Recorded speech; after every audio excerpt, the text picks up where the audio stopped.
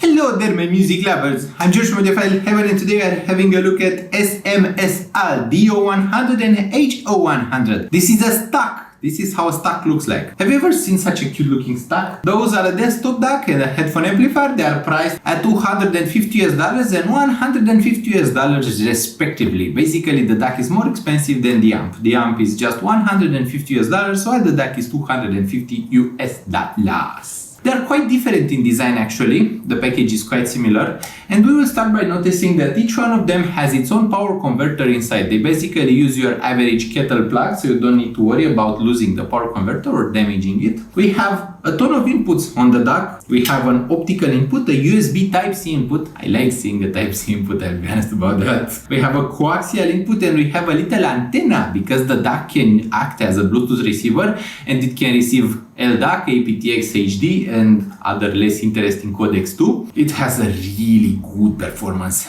as a Bluetooth DAC receiver. The DAC has outputs in both XLR and RCA single-ended, and that is pretty much it. The DAC has a pretty simple function. It will be interesting to talk about the sound.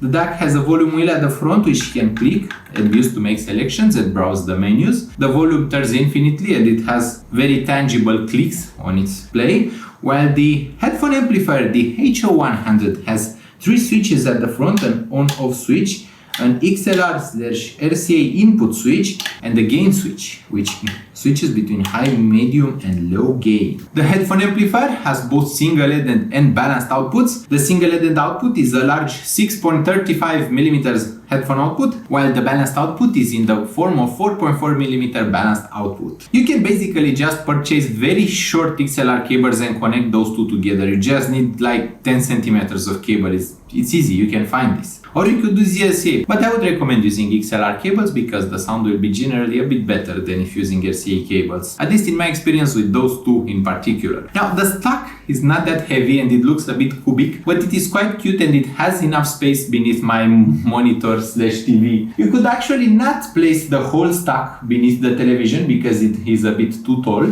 but you could place them one next to each other like this and they would still look pretty cool. Both of those have a very similar design and design language. They are made to be stacked together, they are meant to be used together. The DAC is particularly good at resolution, at giving you the most you have in your music and at being very revealing. It has a ton of space and it has a very spacious presentation, and of course I tested the DAC both with other headphone amplifiers as well as some speaker amplifiers. You may notice that I finally replaced my speakers. I no longer am using the NHT-C3. I'm currently waiting to get a different speaker from NHT, and currently I have the Model 5 from KLG as my main speakers. Much larger in reality than it appears in the video. In the video it looks normal in size, but in reality it is larger than my computer actually. Huge in size.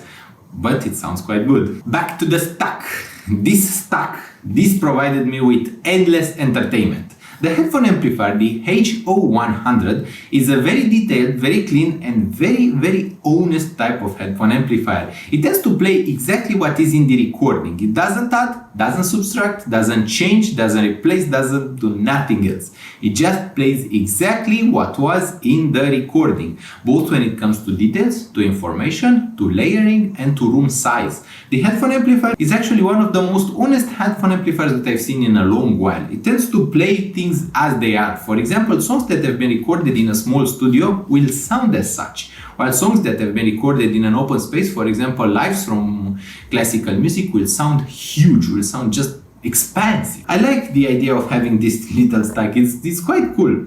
The total price of the stack would be $400, which is actually pretty good for a stack. I mean, you could have a high-end DAC with Bluetooth input, USB Type-C input, and everything you could ever desire from a DAC, and a headphone amplifier that can drive pretty much all of your headphones. Just like the AON X1S GT, which is around the same price, but that is a single unit, this stack can drive pretty much every single headphone you have. I mean, you could even just take the headphone amplifier. This headphone amplifier can drive most headphones. It has no trouble driving HiFiMan Araya Stealth. It has no problem driving headphones like Audeze LCD2C, and it is generally pleasing to listen to. It's just pleasing. It has no pops when it starts, which is also a pleasing surprise, and I have found a ton of pleasure using it. On-off switch, convenient at the front, XLR RCA switch, also convenient. Gain switch, also convenient because it has so much power that with EMs you wouldn't have a ton of volume control. Speaking of the volume control, it is analogic on the headphone amplifiers, so basically it doesn't turn freely, it is limited, and at the maximum it becomes extremely loud. Even with hard to drive headphones it can be too loud for them. I noticed very little background hissing, which is a very pleasing surprise, so pretty silent, good for EMs. I also noticed no electromagnetic interference. And I had this problem recently because, I don't know, someone maybe placed a huge magnet in the neighbor's house, but I've noticed some huge electromagnetic interferences over the past week. I don't know why, I don't know what they installed, how, but I've noticed that in most headphone amplifiers and DACs that I've been reviewing. Those ones did not detect it, which is pleasing to say. See, if you are holding them together, you could play with them like this.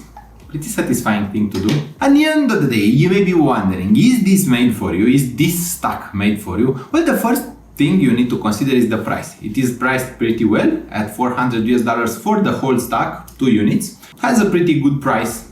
It is not very expensive. It is not the most affordable stock ever, but it is fair. I would call it fair. At $400 you can have everything you may ever need. You probably won't need more features than this tag has, except for Wi-Fi or having a streamer. It has absolutely everything. So I will increase that fair to good. It has a very good price performance ratio. The headphone amplifier is excellent, drives everything under the sun, drives even EMs with no background hissing or noise, or at least none that is audible with most music. It has a ton of detail and a very honest presentation. The presentation is neither soft nor hard. It is a very honest, very spot-on presentation. I will be doing a full written review where I hope I'll have better words for it, and I hope I'll have grown more used to it until then. The DAC is outstanding. It has a very clean, very crisp and very clear presentation. It has a very huge soundstage, which I enjoy.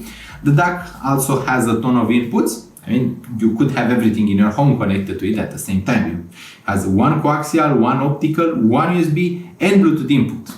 I mean, what else do you even have in your home? You could connect it to multiple Bluetooth sources. Both you and your girlfriend could use it to power your whole system if you have active speakers. At that point, you just don't need anything anymore.